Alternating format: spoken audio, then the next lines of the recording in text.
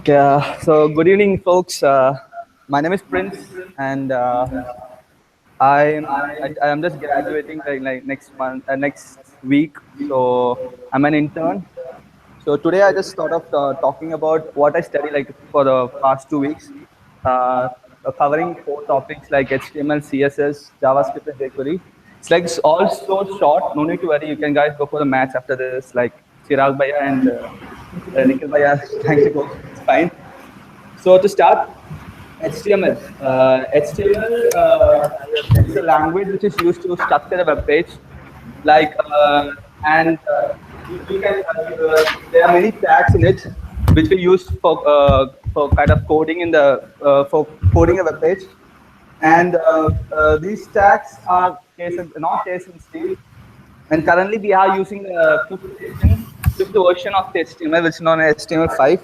And we are going to see what are the common tags which are used in HTML5. And I have listed out a few of the tags which we commonly use in HTML5. They are article, aside, details. These, as you can see, article is like kind of like an article, a content in a document, and on the web page it's shown as an article. And aside, details like kind of showing what you want to show, but the user can hide it or show it as they wish. It's kind of you find you might have seen in some web pages like you find a button and you click on it, few details come scroll down, and when you click on it again, it goes back up. So detail is the tag which we use for that. And dialog is kind of opening a new box or for showing up a dialog box. Fig caption, as the name says, is for captioning an image which we put. And figure is a self-contained content, and you can use a figure tag for image. Like if you insert an image inside this figure tag, the images are so content that sometimes if you insert an image in HTML, you guys might have seen that the height it doesn't suit the page. So if the figure tag just make the image content in itself. And footer and header. The menu item is the tag which we use for, as you've seen, if you right click on some items on the web page, you'll get a menu bar, like Windows use right click for refreshing a menu pops up menu. It's kind of that thing. And navigation section and summary. Next, we are dealing with the cascading style sheets, that's the CSS, as the HTML tag. Most of the times before CSS was invented or discovered or CSS was made, the developers who are using HTML5, the HTML code, they're like they're so messed up because they have to use all the codes one by one, and even if they want to style the page or make it formatted as styling, the number of codes are increasing, and the content looks so messy that you can't find out where the code is. So in later days, like the W3C, they made CSS from HTML from the 3.2 version, and CSS removed the style formatting from the HTML page. So basically, CSS is a language that describes the style of an HTML document, and CSS describes how the HTML element should be displayed. And this is the gender syntax for a CSS tag. We have a selector, that's C, and a declaration which are enclosed in a curly braces. And inside the declarations, we have the properties and the values. And the properties, as you can see, for example, the color, and the value is blue. So the CSS tag works like this. And we have a couple of CSS selectors, as you can see. CSS selectors are used to find the HTML elements based on the element name, ID, or class, and many attributes. As you can see an example over here, we are given a p tag, which is given from a detailed curly braces. Are given the test element is equal to sender. So as this resembles the syntax we saw.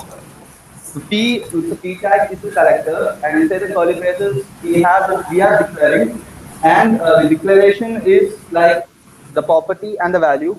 The text element is the property, and the sender is the value. So this results in a paragraph to be center aligned, and the font color is red throughout the page, wherever the p tag is.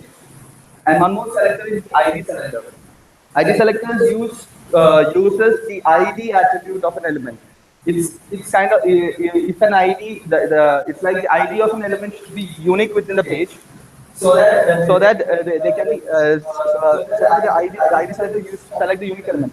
To select an specific ID, write hash before the ID which you're creating. You guys can see the example like in CSS have written hash para1.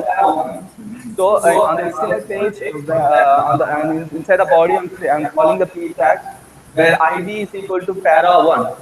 So it's kind of a unique. Only where I gave the ID p gets the where the CSS formatting.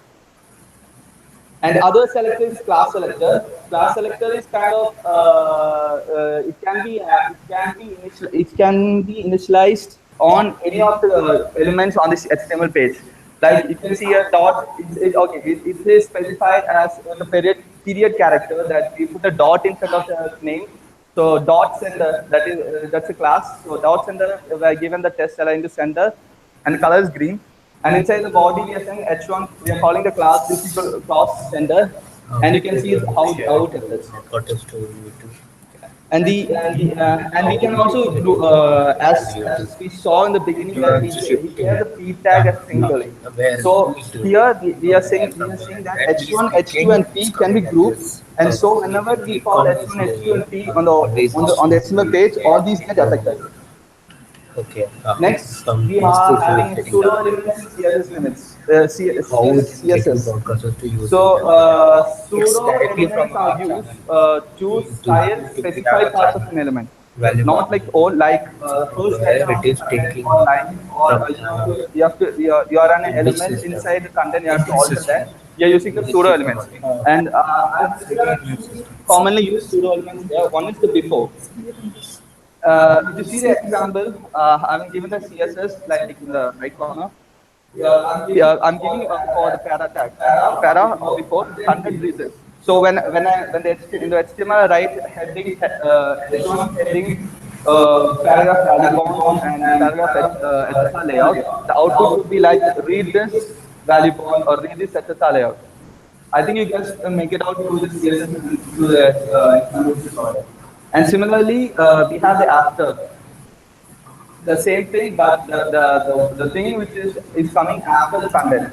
Like where we given the key tag after the content, if you remember this, and Valuebound and HSR we are given in the HTML, and output will be like heading Valuebound, remember this, HSR layout, remember this. Next, we have pseudo classes in CSS. We have seen pseudo elements and kind of that we have pseudo classes, but it is used to define a special state of an element.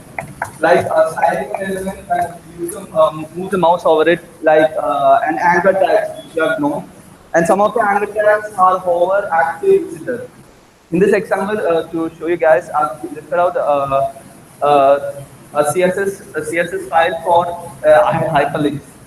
So when this happens, if for example, if a page has say 5 hyperlinks, as you open the page, the hyperlink will be in blue color, and when you move the mouse over the links, it turns to hot pink. I mean any other color. And when if you visit a page and come back to the home page, you see that all the visited page are turned to green. So these are the pseudo classes we have. And a couple of classes we also have like the first type pseudo class and the last type pseudo class. So the first type pseudo class matches a special element which is found on the first type of element character. Like in the example, like giving the p tag first type, we're giving the color is equal to blue, and in HTML we have the this is some text, and only the first content of the HTML page get affected. Like that, we have the last child. Similarly, it affected the last type of the Next is the end style pseudo class. This is kind of interesting, guys. So the thing is, P of end style, and you can see in the CSS are given us 2. So in that, the end style selects match every element that is in the end style, regardless of its style. It can be a number, a keyword, like or even a formula. So I think I found this interesting because the feature you can design or you can format a page like using a formula in kind of thing. So how does it work? I'll show you.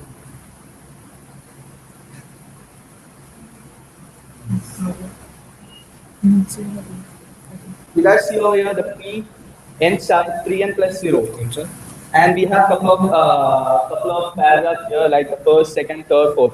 So how the formula which we that get given is 3n plus 0. And what this does is it divides or it groups the whole paragraph into sets of 3. So the first three, one, two, first, second, third, that's one group. Fourth, fifth, sixth, one group. Six, seven, eight, nine, one group. And last, the note is the 10th group. So what is that does is 3n plus 0. It makes 3n is the group and 0 is the last element. I mean, no, they're not. I'll show you. If I give the value as 1 and run, it goes over the first. That in the set, choosing the first element, first paragraph, and it goes like, if I give 2, it chooses the second. This is how it works, and that's the end child. And so JavaScript and jQuery. So why do we need jQuery is that one of the main thing is that jQuery is the lightweight and one of the most used libraries of JavaScript. And the main purpose of jQuery, as I felt, it's easy to learn. And also, if there are many tasks which has to be coded down in JavaScript, which includes huge amount of huge lines of code, these jQuery can wrap all the codes into a single module or a method, and this method can be invoked or called in the JavaScript file just using a single line of code. And the jQuery library contains almost following features like HTML and DOM manipulation, CSS manipulation, all that. And one other thing is that major huge companies and uses this jQuery like Google, Microsoft, IBM, Netflix. And as you can see, the general syntax of the jQuery is $selector.action, where $sign shows or defines the access of the query, or the selectors finds the HTML, and action shows where the action or the event, what is the action or event to be performed. You might have noticed the jQuery statement, like as you can see, the $document.ready function. So why do we use this $document use function? Many have thought, but the main reason is that this is to prevent that jQuery code to run before all the JavaScript code is executed. So it is, as you can see, for a web page to be executed, we may have some of things which needed to be like waited and only loaded when it's needed. So this document.getReady makes that function possible. And jQuery event method. These are the methods, or these are the methods that we use when we need to, like, for example, as you can see, to assign a click event to all paragraph, we are using this jQuery function. Like, it's just a it's just to show, or it's just to for showing an action, showing a reaction when you do something like or moving a mouse or clicking or like some kind of thing. And next is the jQuery effects. That's the animation. Like I think nowadays most of the web designers or the web page people use this thing. It's like for when we add a scroll effect to the page. Like basically in HTML, when you in ordinary HTML without using the jQuery, the scroll effect is kind of very bored. When you click when you need to click the hyperlink or the link, the page just shifts. It doesn't scroll as such. But when you use the jQuery effect, and this is an animation tag, you can see that as the syntax says, selector, animate, params, speed, and callbacks. So what does this signifies is that the params, or is known as the parameters, which the CSS need. For in the case of the scroll effect, we use the scroll top parameter, and the optional speed. Speed can be like the speed of the moving of the scrolls, like slow, fast, or the milliseconds which we give. And callback function is the function which is need to be done after the animate is happened. And yeah, that's it. Thank you.